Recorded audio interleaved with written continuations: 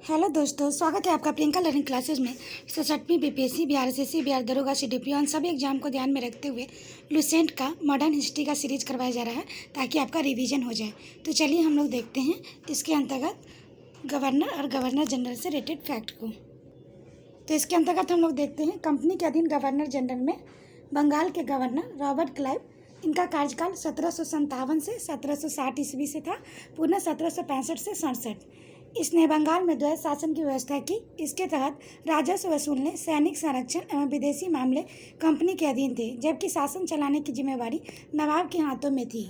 अगला फैक्ट है, इसने मुगल सम्राट शाह आलम द्वितीय को इलाहाबाद की द्वितीय संधि 1765, ये संधि भी पूछ देता है, 12 अगस्त 1765 एग्जाम में आ चुका है, तो इसे ध्यान रखेंगे। 65 के द्वारा कंपनी के संरक्षण में ले लिया। अगला फैक्ट है, रॉबर्ट क्लाइव ने बंगाल के समस्त क्षेत्र के लिए 2 उप दीवान बंगाल के लिए मोहम्मद रजा खां और बिहार के लिए राजा सिताब राय को नियुक्त किया। अगला है, अन गवर्नर बरेलास्ट 1767 से 69 और काटियर 1769 से 72 ईस्वी, वारन हेस्टिंग्स 1772 से 1774।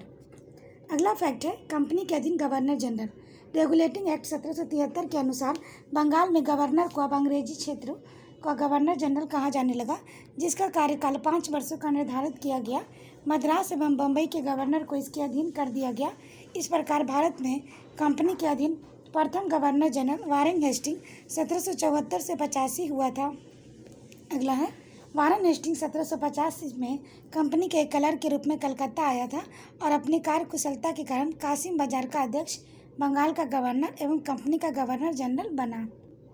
अगला फैक्ट है, वारेन हेस्टिंग्स 1774 से 85 इसने राजकीय कोषागार को मुर्शिदाबाद से हटाकर कलकत्ता लाया। 1772 ईस्वी में इसने प्रत्येक जिले में एक फौजदारी तथा दीवानी अदालतों की स्थापना की। फौजदारी अदालतें सदर निजामत अदालत द्वारा निरीक्षित होती थी। नाजिर द्वारा नियुक्त दरोगा अदालत की अध्यक्षता करता था। दीवानी अदालत में कलेक्टर मुख्य न्यायाधीश होता था।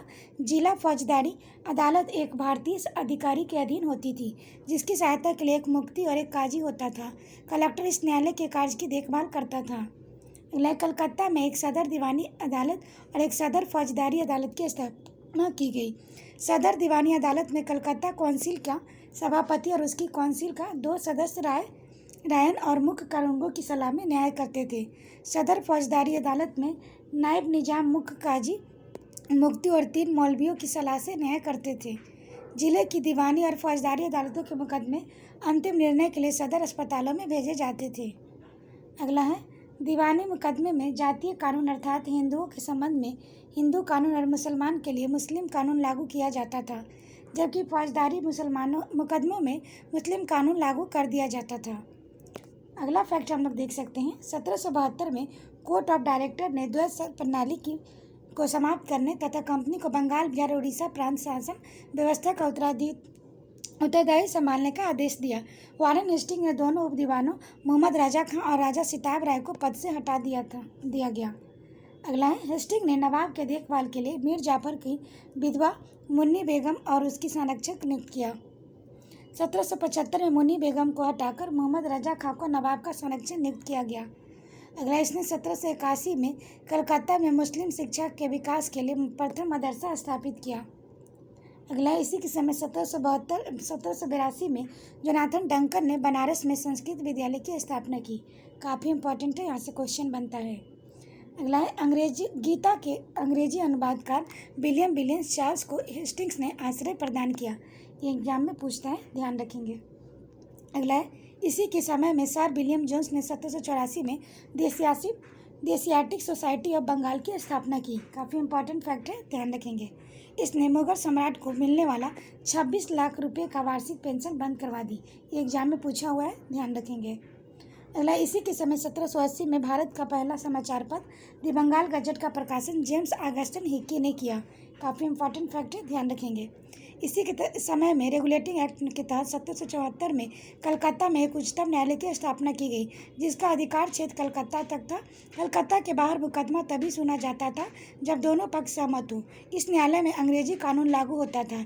इसका मुख्य न्यायाधीश एलिजा एम्पे था, जिसे 1782 में इस्तीफा देना पड़ा। हेस्टिंग ने बंगाली ब्राह्मण नंद कुमार पर झूठा आरोप लगाकर न्यायालय में फांसी की सजा दिलवा दी थी। अगला है प्रथम आंग्ल मराठा युद्ध 1775 से 1782, द्वितीय आंग्ल मैसूर युद्ध 1780 से 84 में वारेन हेस्टिंग के समय ही लड़े गए। प्रथम आंग्ल मराठा युद्ध सलवाई की संधि 1782 में और द्वितीय आंग्ल मैसूर युद्ध मंगलौर की संधि 1784 के द्वारा समाप्त हुए। अगला है पिट्स इंडिया एक्ट 1784 में वारेन हेस्टिंग के समय पारित हुआ। अगला इसी के काल में बोर्ड ऑफ रेवेन्यू की स्थापना हुई। अगला क्वेश्चन है, अगला फैक्ट हम लोग देख सकते हैं, हेस्टिंग ने संपूर्ण लगान के हिसाब की देखभाल के लिए एक भारतीय अधिकारी रायन की नियुक्ति की। इस पद को प्राप्त करने वाला पहला भारतीय दुर्लभ राय का पुत्र राज बल्लभ था।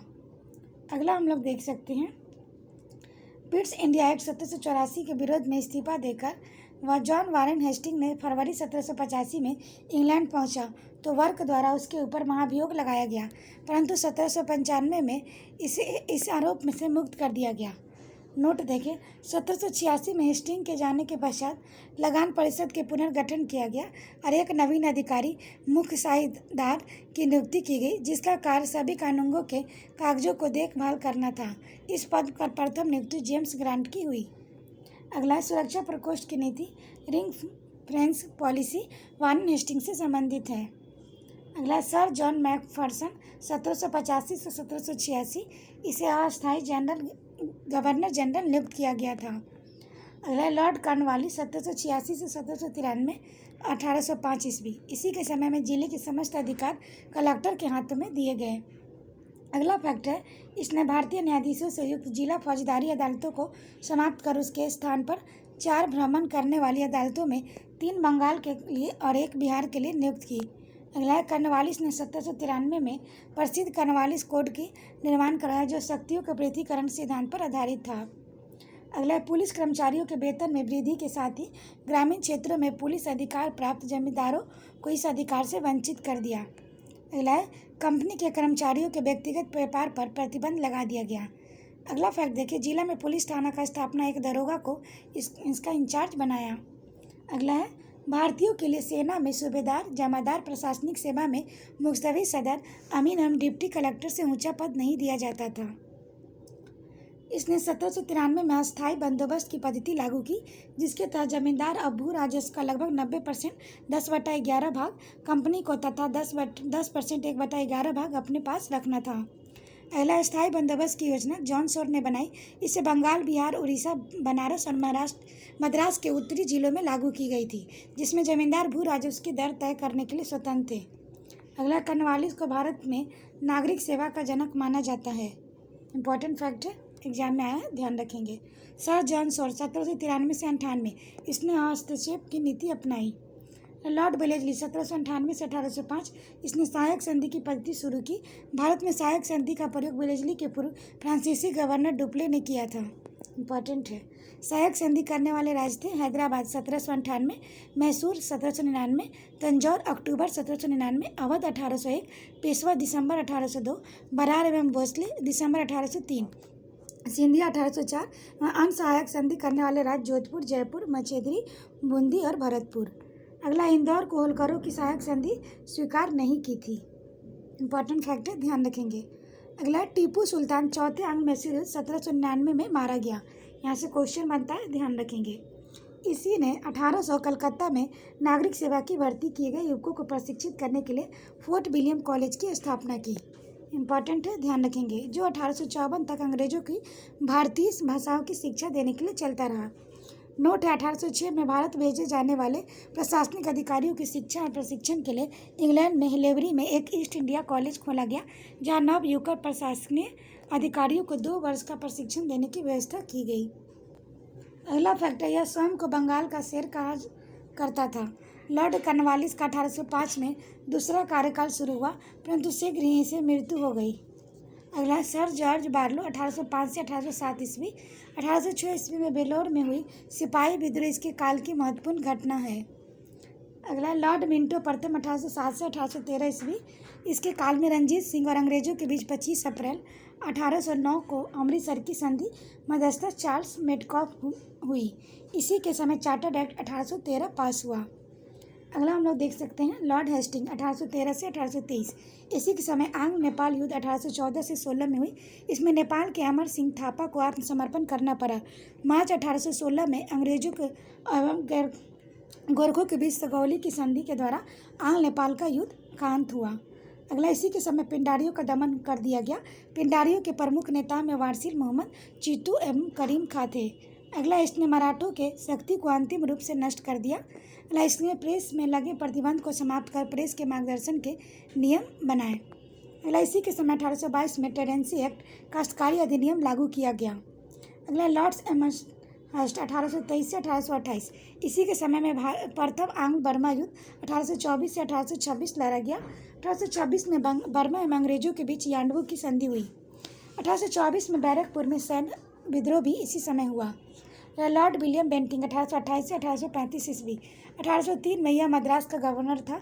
इसी के समय 1806 में माथे पर जातीय चिन्ह न लगाने तथा कानों में बालियां न पहनने देने पर बेल्लौर के सैनिकों का विद्रोह कर दिया। अगला 1833 में चार्टर्ड एक्ट द्वारा बंगाल के गवर्नर जनरल को भारत का गवर्नर जनरल बना दिया गया। इस प्रकार भारत का पहला governor general Lord William Bentinck हुआ। इंपॉर्टेंट फैक्ट है, ध्यान रखेंगे। बंगाल का प्रथम गवर्नर जनरल वारेन हेस्टिंग था।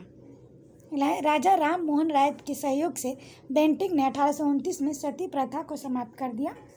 बेंटिंक की इस प्रथा के खिलाफ कानून बनाकर 1829 में धारा 17 के द्वारा विधवाओं के सती होने का अवैध घोषित कर दिया। इंपॉर्टेंट फैक्ट है, ध्यान रखेंगे। अकबर और मराठा पेशवाओं ने भी सती प्रथा पर रोक लगाने का प्रयास किया था। अगला बेंटिक ने कर्नल स्लीमैन की सहायता से 1830 तक ठगी प्रथा को समाप्त कर दिया। इंपॉर्टेंट है, ठग देवी काली की पूजा करते थे।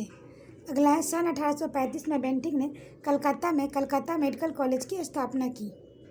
अगला फैक्ट देखते हैं। इसी समय मैकाले की अनुशंसा पर अंग्रेजी को शिक्षा के माध्यम बनाया गया। मैकाले द्वारा कानून का वर्गीकरण भी किया गया। अगला देखिए, बेंटिक ने 1831 में मैसूर तथा 1834 में कुर्ग और मध्य केचक को हड़प लिया। अगला, इसने भारतीयों को उत्तरदायित्व पदों पर नियुक्त किया। इसके समय भारतीयों को प्रदान किया गया उच्चतम पद सदर अमीन का था, जिसे 700 रुपये प्रति माह तनख्वाह मिलती थी। अगला, इसके समय कंपनी ने 1833 के चार्टर्ड एक्ट द्वारा यह निश्चित किया कि धर्म, जाति, रंग और जन्म के आधार पर किसी व्यक्ति की कंपनी की सेवा में प्रवेश करने का नहीं रोका जा सका। अगला, इसने शिशु बालिका की हत्या पर भी प्रतिबंध लगा दिया। इंपॉर्टेंट फैक्ट है, ध्यान रखें। अगला फैक्ट है, चार्ल्स मेडकॉफ 1835 से 36। इसने अपने एक वर्ष में कार्यकाल में प्रेस से एक नियंत्रण हटाया, इसलिए इसे भारतीय प्रेस का मुक्तिदाता कहा जाता है। अगला है लॉर्ड ऑकलैंड 1836 से 42। इसी के समय में सबसे महत्वपूर्ण घटना प्रथम आंग्ल अफगान युद्ध 1839 से 42 ईस्वी। 1839 में इसने कलकत्ता से दिल्ली तक ग्रैंड ट्रंक रोड का मरम्मत करवाया। इंपॉर्टेंट फैक्ट है, ध्यान रखेंगे। इसी के समय में भारतीय विद्यार्थियों को डॉक्टरी की शिक्षा हेतु विदेश जाने की अनुमति ब्रिटिश संसद ने प्राप्त की। अगला, लॉर्ड एलन बरो 1842 से 44 ईस्वी। प्रथम आंग्ल अफगान युद्ध समाप्त हुआ। सिंध को अगस्त 1843 में पूर्ण रूप से ब्रिटिश साम्राज्य में मिला लिया गया। सिंध विजय के विषय में नेपियर का कथन था, वह अफगानी तूफान की पूंछ थी। अगला, दास प्रथा का उन्मूलन इसी के समय हुआ, 1843 के एक्ट 5 के द्वारा। रविवार की छुट्टी की शुरुआत 1843 में हुई। लॉर्ड हार्डिंग 1844 से 48 ईस्वी। इसी के काल में सबसे महत्वपूर्ण घटना थी प्रथम आंग्ल सिख युद्ध 1845 से 46। इसमें अंग्रेज विजयी हुए। इसने नर बलि प्रथा का प्रतिबंध लगाया। लॉर्ड डलहौजी 1848 से 1856। द्वितीय आंग्ल सिख युद्ध 1848 से 1849 तथा पंजाब का ब्रिटिश शासन में विलय 29 मार्च 1849 को जगत प्रसिद्ध सिख राज्य का प्रसिद्ध हीरा कोहिनूर महारानी विक्टोरिया को भेज दिया गया। अगला, द्वितीय आंग्ल सिख युद्ध के दौरान 3 युद्ध लड़े गए। प्रथम रामनगर का युद्ध 16 नवंबर 1848 अनिर्णित। दूसरा चिलियावाला का युद्ध 13 जनवरी 1849 अनिर्णित। तीसरा युद्ध गुजरात चिनाब नदी के किनारे नामक स्थान पर 12 मार्च 1849 को हुआ, जिससे सिख बुरी तरह पराजित हुए। अगला, द्वितीय आंग्ल बर्मा युद्ध 1852 में लोअर बर्मा और पीगू को अंग्रेजी राज्य में मिला लिया गया। अगला, डलहौजी के सिक्किम पर 2 अंग्रेज डॉक्टरों के साथ दुर्व्यवहार का आरोप लगाकर सन 1805 में उस पर अधिकार कर लिया। अगले 1852 ईस्वी में एक इनाम कमीशन की स्थापना की गई। इसका उद्देश्य भूमिकर रहित जागीरों का पता करके उन्हें छीनना था। अगला, डलहौजी का शासनकाल उसके व्यावसायिक सिद्धांत डॉक्ट्राइन्स ऑफ लैप्स के कारण अत्यधिक याद किया जाता है। इसी नीति के तहत अंग्रेजी साम्राज्य में विलय किए गए राज्य थे, जिसमें हम लोग ट्रिक देख सकते हैं। सजैव उझाना 17 1848 ईस्वी में, और जैंतपुर से बुंदेलखंड और संबलपुर से उड़ीसा। उसके 1849 में बघाट हिमाचल प्रदेश, 1850 में उदयपुर मध्य प्रदेश, 1852 में झांसी, 1853 में नागपुर, 1854 ईस्वी में। अगला 1856 ईस्वी में अवध को कुशासन का आरोप लगाकर अंग्रेजी राज में मिला लिया गया। उस समय अवध का नवाब वाजिद अली शाह था। नोट 18वीं शताब्दी में अवध राज का संस्थापक शहादत खां था। 1856 ईस्वी में इसने तोप खाने के मुख्यालय को कलकत्ता से मेरठ स्थानांतरित किया और सेना का मुख्यालय शिमला में स्थापित किया गया। अगला शिक्षा संबंधी सुधार में डलहौजी ने 1854 में वुड डिस्पैच को लागू किया। इसके अनुसार जिलों में एंग्लो वर्नाकुलर स्कूल, प्रमुख नगरों में सरकारी कॉलेज और लॉर्ड कैनिंग के समय में 1857 ईस्वी में तीनों प्रेसिडेंसियों कलकत्ता, मद्रास और बम्बई में एक एक विश्वविद्यालय के स्थापित किए गए। साथ ही प्रत्येक प्रदेश में एक शिक्षा निदेशक नियुक्त किया गया। अगला, डलहौजी को भारत में रेलवे का जनक माना जाता है। इसी के समय भारत में पहली बार 16 अप्रैल 1853 में बम्बई में थाने के बीच 34 किलोमीटर प्रथम रेलवे चलाई गई। अगला फैक्ट है, सन 1854 में नया पोस्ट ऑफिस एक्ट पारित हुआ। भारत में पहली बार डाक टिकट का प्रचलन हुआ। अगला है, इस पृथक रूप में भारत ने पहली बार सार्वजनिक निर्माण विभाग की स्थापना की। इसने सन 1854 में एक स्वतंत्र विभाग के रूप में लोक सेवा विभाग की स्थापना की। अगला, इसी के समय 1853 में कलकत्ता और आगरा के बीच पहली बार बिजली से संचालित तार सेवा शुरू हुई थी। इम्पॉर्टेंट फैक्ट है, इसने शिमला को ग्रीष्मकालीन राजधानी बनाया। अगला है 1853, इसने पृथक रूप से भारत में पहली बार सार्वजनिक निर्माण विभाग की स्थापना की। सन 1854 में एक स्वतंत्र विभाग के रूप में लोक सेवा विभाग की स्थापना की। इसी के समय में 1853 में कलकत्ता और आगरा के बीच पहली बार बिजली से संचालित तार सेवा शुरू हुई। काफ़ी इंपॉर्टेंट फैक्ट है, ध्यान रखेंगे। अगला, इसने शिमला को ग्रीष्मकालीन राजधानी बनाया। 1853 के चार्टर्ड एक्ट के द्वारा कंपनी के संचालन मंडल से कंपनी के प्रशासनिक अधिकारियों की नियुक्ति का अधिकार वापस ले लिया गया। 1853 से ही अधिकारियों की नियुक्ति के लिए प्रतियोगिता परीक्षा की व्यवस्था की गई, जिसके लिए उम्र सीमा 18 से 23 वर्ष रखी गई। नोट देखिए, सत्येंद्र नाथ टैगोर ने पहले भारतीय थे जिन्होंने 1863 में लंदन में हुई सिविल सेवा परीक्षा में सफलता प्राप्त की थी। इम्पॉर्टेंट फैक्ट है, ध्यान रखेंगे। 1922 ईस्वी में इलाहाबाद, भारत एवं लंदन दोनों स्थानों पर साथ साथ सिविल सेवा परीक्षा का आयोजन किया जाने लगा। डलहौजी ने नरबलि प्रथा को रोकने का भी प्रयास किया। लॉर्ड कैनिंग 1856 से 1862, यह भारत में कंपनी द्वारा नियुक्त अंतिम गवर्नर जनरल तथा ब्रिटिश सम्राट के अधीन नियुक्त भारत का प्रथम वायसराय था। इसी के समय में सबसे महत्वपूर्ण घटना थी सन 1857 का ऐतिहासिक विद्रोह। इसी विद्रोह के बाद प्रशासनिक सुधार के अंतर्गत भारत का शासन कंपनी के हाथों से सीधे ब्रिटिश सरकार के नियंत्रण में ले लिया गया। अगला, कैनिंग के समय 1861 में उच्च न्यायालय अधिनियम बनाया गया, जिसके अनुसार पुरानी सुप्रीम कोर्ट और सदर अदालतों को समाप्त कर दिया गया। कलकत्ता, मद्रास और मुंबई में एक एक उच्च न्यायालय की स्थापना की गई। 1866 में आगरा में एक उच्च न्यायालय की स्थापना की गई, जिसे 1875 में इलाहाबाद स्थानांतरित कर दिया गया।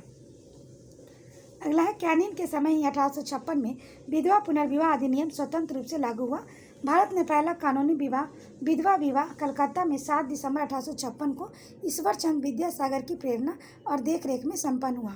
इंपॉर्टेंट फैक्ट है, एग्जाम में यहाँ से क्वेश्चन बनता है, ध्यान रखेंगे। अगला, 1856 में पैतृक संपत्ति से संबंधित जो कानून बनाया गया, उसके अनुसार यह निश्चित किया गया, धर्म परिवर्तन करने पर किसी व्यक्ति को उसकी पैतृक संपत्ति से वंचित नहीं किया जाएगा। अगला है, 1857 में कैनिंग के समय ही महालेखा परीक्षक पद का सृजन किया गया, जो स्वतंत्रता के बाद नियंत्रक एवं महालेखा परीक्षक कहलाया। इंपॉर्टेंट है, ध्यान रखेंगे। भारत शासन अधिनियम 1858 के तहत मुगल सम्राट के पद को समाप्त कर दिया गया। अगला, मैकाले द्वारा प्रारूपित दंड संहिता को 1858 में कानून बना दिया गया और 1859 में अपराध विधान संहिता लागू की गई। व्यवगत सिद्धांत डॉक्ट्राइन्स ऑफ लैप यानी राज विलय की नीति को समाप्त कर दिया गया। 1861 में इंडियन काउंसिल एक्ट पारित हुआ और पोर्टफोलियो प्रणाली लागू की गई। अगला, लॉर्ड एल्गिन, इसने बहाबी आंदोलन का दमन किया। 1863 में धर्मशाला, हिमाचल प्रदेश में इनकी मृत्यु हो गई। लॉर्ड लॉरेंस 1864 से 1869, 1865 में भूटान में ब्रिटिश साम्राज्य का आक्रमण किया। अफगानिस्तान के संबंध में इसने हस्तक्षेप की नीति अपनाई, जिसे शानदार निष्क्रियता के नाम से जाना जाता है। अगला हम लोग देख सकते हैं, इसी के समय उड़ीसा में सन 1866 में तथा बुंदेलखंड में राजपूताना में 1868 में 1869 में भीषण अकाल पड़ा। अगला, इसने हेनरी कैंपबेल के नेतृत्व में अकाल आयोग का गठन किया। इंपॉर्टेंट फैक्टर ध्यान रखेंगे। सन 1865 में इसके द्वारा भारत एवं यूरोप के बीच प्रथम समुद्री टेलीग्राफ सेवा शुरू की गई। अगला, लॉर्ड मेयो 1869 से 1872 ईस्वी। लॉर्ड मेयो ने अजमेर में 1872 में मेयो कॉलेज की स्थापना की। इंपॉर्टेंट है, ध्यान रखेंगे। इसने सन 1872 में एक कृषि विभाग की स्थापना की। एक अफगान शेर अली अफरीदी 8 फरवरी 1872 को चाकू मारकर इनकी हत्या कर दी। भारत में अंग्रेजों के समय में प्रथम जनगणना 1872 में लॉर्ड मेयो के कार्यकाल में हुआ। लॉर्ड नॉर्थब्रुक 1872 से 1876। इसके समय में बंगाल में भयानक अकाल पड़ा। इसने बड़ौदा के महालराव गायकवाड़ को भ्रष्टाचार के आरोप में पदच्युत कर मद्रास भेज दिया। लॉर्ड नॉर्थब्रुक ने यह घोषणा की, मेरा उद्देश्य करों को हटाना तथा अनावश्यक वैधानिक कार्रवाई को बंद करना है। पंजाब का प्रसिद्ध कूका आंदोलन इसी के समय में हुआ। इसी के समय में सुएज नहर खुल जाने से भारत एवं ब्रिटेन के बीच व्यापार की वृद्धि हुई। लॉर्ड लिटन 1876 से 1880। यह एक प्रसिद्ध उपन्यासकार, निबंध लेखक और साहित्यकार था। साहित्यकार में इसे ओवन मेरिडिथ के नाम से जाना जाता था। इसी के समय में बम्बई, मद्रास, हैदराबाद, पंजाब, मध्य भारत आदि भयानक अकाल पड़ा। अगला, लिटन ने रिचर्ड स्ट्रेची की अध्यक्षता में 1878 में एक अकाल आयोग का नियुक्त की। अगला, 1 जनवरी 1877 को ब्रिटेन की महारानी विक्टोरिया को कैसर-ए-हिंद की उपाधि से सम्मानित करने के लिए दिल्ली दरबार का आयोजन किया गया। अगला है, मार्च 1878 में लिटन ने भारतीय समाचार पत्र अधिनियम वर्नाकुलर प्रेस एक्ट पारित कर भारतीय समाचार पत्रों पर कठोर प्रतिबंध लगा दिए, विशेषकर राष्ट्रवादी समाचार पत्र सोम प्रकाश को प्रतिबंधित करने के लिए। इस कानून में प्रावधान था कि अगर किसी अखबार में कोई आपत्तिजनक चीज़ छपती है तो सरकार उसकी प्रिंटिंग प्रेस सहित सारी संपत्ति जब्त कर सकती है। नोट पार्नियर अखबार ने वर्नाकुलर प्रेस एक्ट 1878 का समर्थन किया। इंपॉर्टेंट है, ध्यान रखेंगे। इसी के समय में सन 1878 ईस्वी में भारतीय शस्त्र अधिनियम पारित हुआ। इसी के तहत शस्त्र रखने और व्यापार करने के लिए लाइसेंस को अनिवार्य बना दिया गया। अगला, इसने सिविल सेवा परीक्षाओं को प्रवेश में अधिकतम आयु सीमा 21 से घटाकर 19 वर्ष कर दी। 1857 में सिविल सेवा परीक्षा की सम्मिलित होने के लिए आयु 23 वर्ष निर्धारित की गई थी। 1859 में आयु सीमा को घटाकर 22 वर्ष और 1866 में घटाकर 21 वर्ष कर दिया गया। लिटन ने अलीगढ़ में एक मुस्लिम एंग्लो प्राच्य महाविद्यालय की स्थापना की। लॉर्ड रिपन 1880 से 1884। प्रधानमंत्री ग्लैडस्टोन के परामर्श पर रिपन ने सर्वप्रथम समाचार पत्रों की स्वतंत्रता को बहाल करते हुए सन 1882 में वर्नाकुलर प्रेस एक्ट को समाप्त कर दिया और भारतीय भाषाओं में प्रकाशित होने वाली समाचार पत्रों को भी वही सुविधा दी गई जो अन्य समाचार पत्रों को प्राप्त थी। अगला, इसने सिविल सेवा के प्रवेश की अधिकतम आयु सीमा 19 वर्ष से बढ़ाकर 21 वर्ष कर दिया। अगला फैक्ट है, इसने स्थानीय स्वशासन की शुरुआत की। 18 मई 1882 को स्थानीय स्वशासन संबंधी एक कानून बनाया, जिसके आधार पर विभिन्न प्रांतों में 1883 से 1885 के मध्य स्थानीय स्वशासन संबंधी कानून बनाए गए। इसी के समय ही भारत में सन 1881 में सर्वप्रथम नियमित जनगणना करवाई गई। तब से लेकर अब तक प्रत्येक 10 वर्ष के अंतराल पर जनगणना की जाती है। 1881 में जनगणना में हैदराबाद राजपूताना नहीं जोड़ा गया था। भारत में पहली बार जनगणना सन 1872 में हुई, परंतु इसमें भारत में संपूर्ण भागों का प्रतिनिधित्व नहीं हुआ। लगभग 20% भारत का भाग इसमें छूट गया। अगला, रिपन के द्वारा सन 1881 में प्रथम कारखाना अधिनियम लाया गया। इसने 7 वर्ष से कम आयु के बच्चों को काम करने का प्रतिबंध लगा दिया गया। 7 से 12 वर्ष के श्रमिकों के लिए 9 घंटे से अधिक कार्य कराया जाना प्रतिबंधित कर दिया गया। यह एक्ट चाय, कॉफ़ी और नील की खेती पर लागू नहीं थी। अगला है, रिपन के समय शैक्षणिक सुधारों के अंतर्गत विलियम हंटर की अध्यक्षता में एक आयोग गठित किया गया। 2 फरवरी 1883 को यूरोपियों के विरुद्ध भारतीय न्यायाधीशों द्वारा मुकदमे की सुनवाई के लिए इल्बर्ट विधेयक प्रस्तुत किया गया, लेकिन यूरोपवासियों के प्रबल विरोध के कारण इसे वापस लेना पड़ा। अंग्रेजों द्वारा यह विधेयक विरोध किए गए विद्रोह का श्वेत विद्रोह के नाम से जाना जाता है। फ्लोरेंस नाइटिंगेल ने रिपन को भारत का उद्धारक की संज्ञा दी। काफ़ी इंपॉर्टेंट फैक्ट है, ध्यान रखेंगे। अगला है लॉर्ड डफरिन 1884 से 1888। इसी के समय तृतीय एंग्लो बर्मा युद्ध 1885 से 88 हुआ और बर्मा को अंतिम रूप से अंग्रेजी राज में मिला लिया गया। अगला इसी समय Bengal tenancy act, Awadh tenancy act और पंजाब टेंडेंसी एक्ट पारित हुआ। इसके समय में सबसे महत्वपूर्ण घटना थी 28 दिसंबर 1885 को बम्बई में ए के नेतृत्व में भारतीय राष्ट्रीय कांग्रेस की स्थापना। अगला है लॉर्ड लेंसडाउन 1888 से 1894। भारत और अफगानिस्तान के बीच के मध्य सीमा रेखा डुरांड रेखा का निर्धारण इसी समय हुआ। 1891 में दूसरा कारखाना अधिनियम लाया गया जिसमें स्त्रियों को 11 घंटे प्रतिदिन अधिक काम करने पर प्रतिबंध लगाया गया। साथ ही सप्ताह में एक दिन छुट्टी की व्यवस्था की गई। लॉर्ड एल्गिन द्वितीय 1894 से 1899 ईस्वी। भारत को तलवार के बल पर वंचित किया गया है और तलवार के बल पर ही इसकी रक्षा की जाएगी, यह कथन लॉर्ड एल्गिन द्वितीय का है। 1895 से 1898 के मध्य उत्तर प्रदेश, बिहार, पंजाब, मध्य प्रदेश भयंकर अकाल पड़ा है। लॉर्ड कर्जन 1899 से 1905। 1899 में कर्जन ने भारतीय टंकन और पत्र मुद्रा अधिनियम पारित कराकर अंग्रेजी स्वर्ण मुद्रा को भारत की कानूनी मुद्रा घोषित कर दिया। शासन का कार्य क्षमता के आधार पर लॉर्ड कर्जन ने रिपन द्वारा स्थापित स्थानीय स्वशासन की प्रणाली पर आघात किया और 1899 में कलकत्ता कॉरपोरेशन अधिनियम बनाया।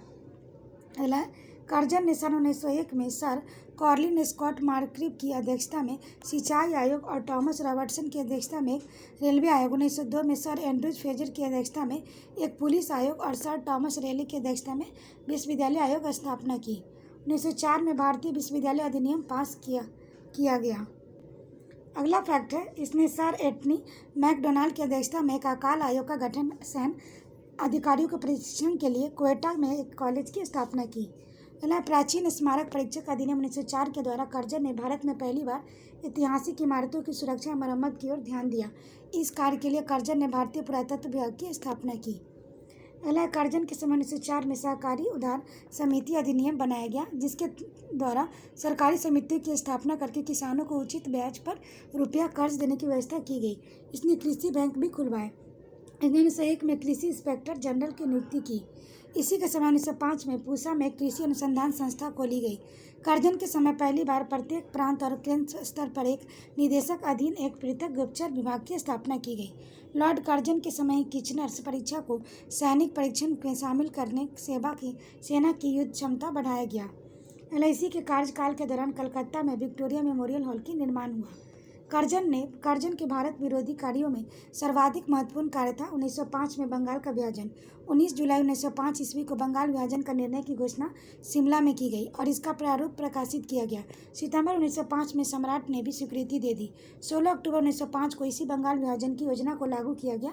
बंगाल को 2 प्रांतों में बांट दिया गया, एक पूर्वी बंगाल असम प्रांत, दूसरा पश्चिमी बंगाल। पूर्वी बंगाल का मुख्यालय ढाका में बनाया गया और lieutenant governor sir Andrews Fraser को बनाया गया। अगला गवर्नर जनरल का कार्यकारिणी में सैनिक सदस्य अधिकारियों के प्रश्न पर कर्जन का प्रधान सेनापति किचनर से मतभेद हो गया, जिसमें भारत के सचिव किचनर का पक्ष लिया और इससे असंतुष्ट होकर अगस्त 1905 में लॉर्ड कर्जन ने त्यागपत्र दे दिया। अगला है लॉर्ड मिंटो द्वितीय 1905 से 1910। इसी के समय में आगा खां सलीम उल्लाह खां के द्वारा ढाका में 1906 में मुस्लिम लीग की स्थापना की गई। 1907 में कांग्रेस के सूरत अधिवेशन में कांग्रेस का विभाजन हो गया। अगला इसके शासनकाल में 1907 में आंग्ल और रूसी प्रतिनिधियों के बीच बैठक हुई। मुसलमानों के लिए अलग निर्वाचन व्यवस्था मार्ले मिंटो सुधार अधिनियम 1909 के द्वारा किया गया। लॉर्ड हार्डिंग द्वितीय 1910 से 1916। इसी के समय ब्रिटेन के राजा जॉर्ज पंचम भारत आए और 12 दिसंबर 1911 को दिल्ली में एक भव्य दरबार का आयोजन किया। यहाँ पर बंगाल विभाजन को रद्द करने की घोषणा की गई। भारत की राजधानी कलकत्ता से दिल्ली स्थानांतरित करने की घोषणा की गई। 1912 में दिल्ली भारत की राजधानी बनी। 23 दिसंबर 1912 को लॉर्ड हार्डिंग पर दिल्ली में बम फेंका। इस कांड में भाई बाला मुकुंद को फांसी की सजा दे दी गई। इसी के समय 28 जुलाई 1914 को प्रथम विश्व युद्ध प्रारंभ हुआ। इसी के शासनकाल में फिरोज शाह मेहता ने बॉम्बे क्रॉनिकल एवं गणेश शंकर विद्यार्थी ने प्रताप का प्रकाशन किया। 1916 में लॉर्ड हार्डिंग को बनारस हिंदू विश्वविद्यालय का कुलपति नियुक्त किया गया। लॉर्ड चेम्सफोर्ड 1916 से 1921। कांग्रेस के लखनऊ अधिवेशन 1916 में कांग्रेस का एकीकरण हुआ, मुस्लिम लीग के साथ समझौता हुआ। अगला 1916 में पूना में महिला विश्वविद्यालय की स्थापना हुई। इसी के काल में 1917 में शिक्षा पर सैंडलर आयोग का गठन हुआ। इसी काल में 1919 में रॉलेट एक्ट पारित हुआ। इसी के काल में 13 अप्रैल 1919 को जलियांवाला बाग अमृतसर हत्याकांड हुआ। खिलाफत आंदोलन और गांधी जी असहयोग आंदोलन इसी के समय प्रारंभ हुआ। तृतीय अफगान युद्ध इसी के समय हुआ। लॉर्ड रीडिंग 1921 से 1926 ईस्वी। 1921 में मोपला विद्रोह हुआ। 1921 में एम एन राय द्वारा भारतीय कम्युनिस्ट पार्टी का गठन किया गया। इसी के काल में प्रिंस ऑफ वेल्स ने नवंबर 2 1921 में भारत की यात्रा की। इसी दिन पूरे भारत में हड़ताल आयोजन किया गया। 5 फरवरी 1922 को घटी चौरी चौरा कांड उत्तर प्रदेश में गोरखपुर जिले में के बाद गांधी जी ने अपना असहयोग आंदोलन वापस ले लिया। भारत में 1922 में इलाहाबाद में सिविल सेवा परीक्षा की शुरुआत हुई।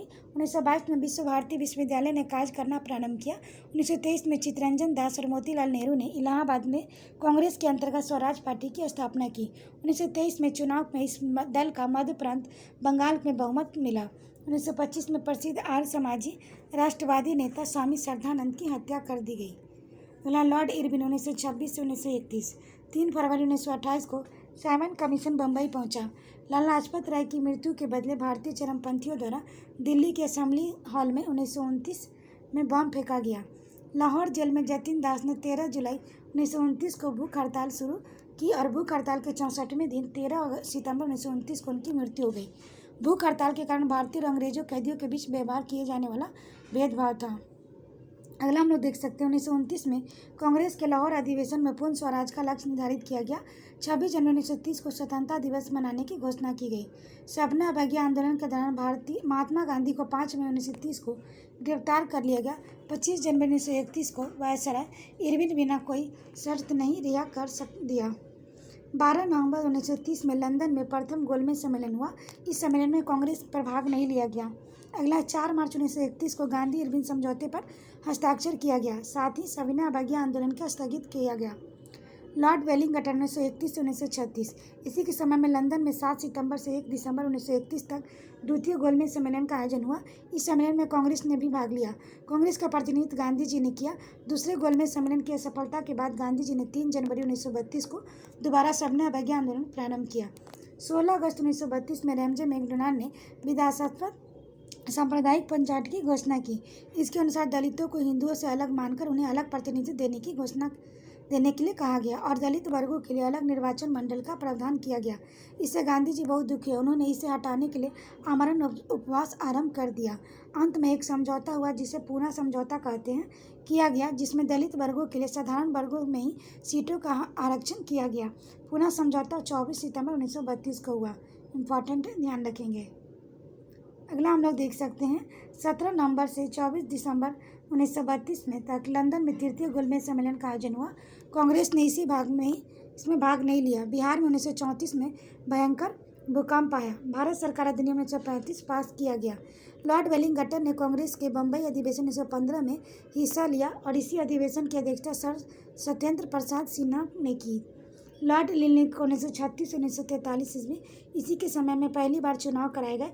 कांग्रेस के 11 में से 8 प्रांतों बॉम्बे, मद्रास, बिहार, संयुक्त प्रांत, मध्य प्रांत, उड़ीसा, उत्तर पश्चिम सीमांत प्रांत, असम में अपनी सरकारें बनाई। प्रथम 6 प्रांतों में कांग्रेस को स्पष्ट बहुमत मिली। बंगाल, असम, उत्तर पश्चिम सीमा प्रांत, पंजाब और सिंध को कांग्रेस का पूर्ण बहुमत नहीं मिली थी। 1 सितंबर 1939 दिल्ली द्वितीय विश्व युद्ध प्रारंभ हुआ। ब्रिटिश सरकार ने बिना भारतीयों से पूछे भारत को युद्ध में झोंक दिया। कांग्रेस के इसका विरोध करते हुए नारा दिया, न कोई भाई न कोई पाई, और इसने अपने द्वारा शासकीय प्रांतों के सभी मंत्रिमंडलों की शपथ दे दिया। अगला 1 मई 1939 में सुभाष चंद्र बोस ने फॉरवर्ड ब्लॉक की नाम की एक नई पार्टी बनाई। मार्च 1940 में लीग के लाहौर अधिवेशन में पहली बार पाकिस्तान की मांग की गई। इस प्रस्ताव का प्रारूप सिकंदर हयात खान ने बनाया था। फजलुल हक ने प्रस्तुत किया था। खजी खुफा ने इसका समर्थन किया था। 8 अगस्त 1940 को अगस्त प्रस्ताव अंग्रेजों द्वारा लाया गया। मार्च 1942 में क्रिप्स मिशन भारत आया।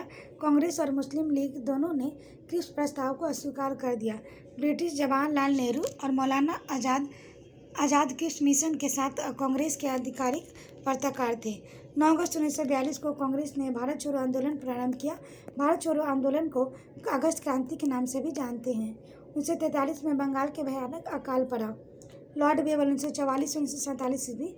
वायसराय बेवल ने 25 जून 1945 को शिमला में एक सम्मेलन बुलाया। इस सम्मेलन में कांग्रेस प्रतिनिधित्व मंडल का नेतृत्व अबुल कलाम आज़ाद ने किया था। गांधी जी ने सम्मेलन में भाग नहीं लिया, यद्यपि वे शिमला में उपस्थित रहे। सम्मेलन के दौरान मुस्लिम लीग के द्वारा यह शर्त रखी गई थी, वायसराय की कार्यकारिणी परिषद में नियुक्त होने वाली सभी मुस्लिम सदस्यों के चयन वह स्वयं करेगी। मुस्लिम लीग का यह अड़ियल रुख 14 जुलाई तक बना रहा और अंततः बेवल 14 जुलाई 1945 को सम्मेलन में विफलता की घोषणा की। अगला फैक्टर 1945 में बनी क्लीमेंट एटली की अध्यक्षता में वाली लेबर पार्टी की सरकार द्वारा प्रथम कार्यवाही के अंतर्गत भारत में आम चुनाव करवाना था। दिसंबर 1945 में घोषित चुनाव परिणामों के केंद्रीय विधानसभा और प्रांतीय विधान मंडलों के कांग्रेसों का पर्याप्त बहुमत मिला। केंद्रीय विधानसभा में कांग्रेसों को निर्वाचन क्षेत्र में 91.3% मिले। मुस्लिम लीग ने सभी मुस्लिम सीटें जीत ली। प्रांतीय विधान मंडल में कांग्रेस को बम्बई, मद्रास और संयुक्त प्रांत बिहार, उड़ीसा और मध्य प्रांत में पूर्ण बहुमत मिला। मुस्लिम लीग को बंगाल और सिंध का बहुमत मिला। पंजाब में कांग्रेस, अकालियों और यूनाइटेड पार्टी को साझा सरकार बनी। अगला फैक्टर कैबिनेट मिशन 1946 के में भारत आया। इस मिशन के सदस्य थे Stafford Cripps, Pethick Lawrence, AB Alexander. 20 फरवरी 1947 को प्रधानमंत्री Lord Clement Attlee Labour Party ने हाउस ऑफ कॉमन्स में यह घोषणा की कि जून 1948 तक प्रभुसत्ता भारतीयों के हाथ में दे देंगे। लॉर्ड माउंटबेटन मार्च 1947 से जून 1948। सत्ता हस्तांतरण में 24 मार्च 1947 को भारत का गवर्नर जनरल लॉर्ड माउंटबेटन को बनाया गया। 3 जून 1947 को माउंटबेटन योजना की घोषित थी। इसमें भारत विभाजन शामिल था। 4 जुलाई 1947 को ब्रिटिश संसद ने एटली द्वारा भारतीय स्वतंत्रता विधेयक प्रस्तुत किया, जिसे 18 जुलाई को स्वीकृति मिली। विधेयक के अनुसार भारत और पाकिस्तान 2 स्वतंत्र राष्ट्रों की घोषणा की गई। 15 अगस्त 1917 को भारत स्वतंत्र हुआ। स्वतंत्र भारत का प्रथम गवर्नर जनरल लॉर्ड माउंटबेटन हुए। स्वतंत्र भारत के प्रथम एवं अंतिम भारतीय गवर्नर जनरल चक्रवर्ती राजगोपालाचारी हुए। अगला टॉपिक है अंग्रेजी शासन के विरुद्ध महत्वपूर्ण विद्रोह। सन्यासी विद्रोह, बिहार बंगाल। नेता केना सरकार, दिग्विजय नारायण 1760 से 1800। फकीर विद्रोह, बंगाल। मजनून शाह, चिराग अली 1776 से 77 ईस्वी। पहाड़िया विद्रोह, बिहार बंगाल, भागलपुर, तिलका मांझी 1789। चुहारो विद्रोह, बांकुरा, करमगढ़ की रानी शिरोमणि और दुर्जन सिंह 1798। चेरो विद्रोह, झारखंड, पलामू, भूषण सिंह 1800। पालगिरों के विद्रोह, तमिलनाडु, बिरसी कटावनार 1799 से 1।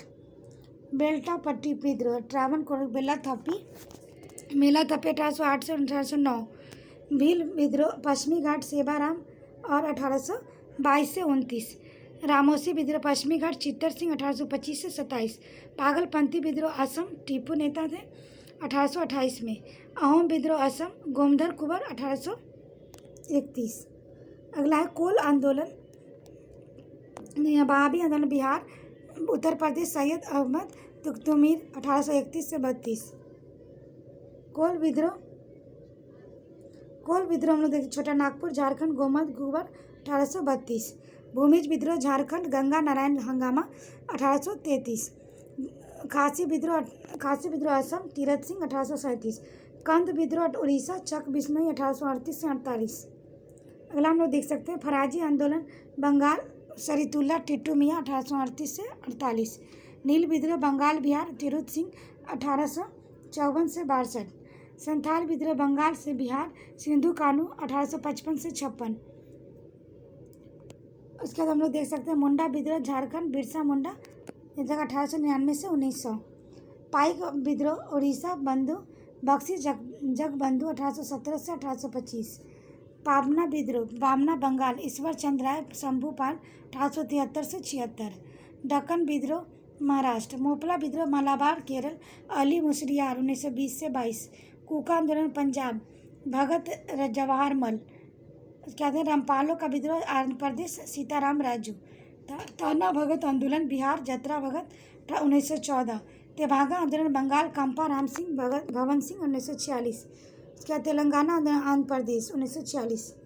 अल्लाह पैटर तिलका मांझी ने भागलपुर के प्रथम कलेक्टर अगस्टस क्लेवकोट को 1784 में तीर और धनुष से जख्मी कर दिया था, जिससे उसकी मृत्यु हो गई। इसी कारण उसे गिरफ्तार कर 1785 में भागलपुर के बीच चौराहे पर बरगद के पेड़ से लटकाकर फांसी दे दी गई। अगला फैक्ट है, भागलपुर से राजमहल के बीच की क्षेत्र दमन एको के नाम से जाना जाता था। संथाल बहुल क्षेत्र था। गैर आदिवासी एवं अंग्रेजों के अत्याचार से तंग आकर यहाँ के संथालों ने अपने आप को संगठित कर लिया। संथालों को उत्प्रेरित करने का कार्य भगनीडीह गांव के चुलू संस्थान चार पुत्र सिंधु कानू सैन भैरव ने किया। सिंधु ने अपने आप को ठाकुर का अवतार घोषित किया। जुलाई 1855 में संथाल विद्रोह प्रारंभ हुआ। संथाल विद्रोह का प्रारंभ दीसी नामक स्थान पर अत्याचारी दरोगा महेश लाल की हत्या से हुआ। बिरसा मुंडा का जन्म 15 नवंबर 1875 को पलामू जिले के तमार निकट उलीहातू नामक गांव में हुआ। 1895 में बिरसा ने अपने आप को ईश्वर का दूत घोषित किया। अगला हम लोग देख सकते हैं, अगला फैक्ट है, उड़ीसा के कंद आदिवासियों के बीच मरिया प्रथा मानव बलि प्रथा का प्रचलन था। भगत जवाहर मल के शिष्य राम सिंह को 1872 में अंग्रेजों का कड़ाई से सामना करने किया। बाद में उन्हें कैद कर रंगून भेज दिया गया, जहां 1885 में इसकी मृत्यु हो गई। आशा करते हैं आपको वीडियो पसंद आया होगा। वीडियो पसंद आए तो इसे लाइक करें, शेयर करें, साथ ही चैनल को सब्सक्राइब करें। और इसका PDF प्राप्त करने के लिए आप टेलीग्राम पर जुड़ सकते हैं, जिसका लिंक डिस्क्रिप्शन बॉक्स में दिया गया है। तो आज के लिए इतना ही दोस्तों, फिर मिलते हैं नेक्स्ट वीडियो में। Thank you.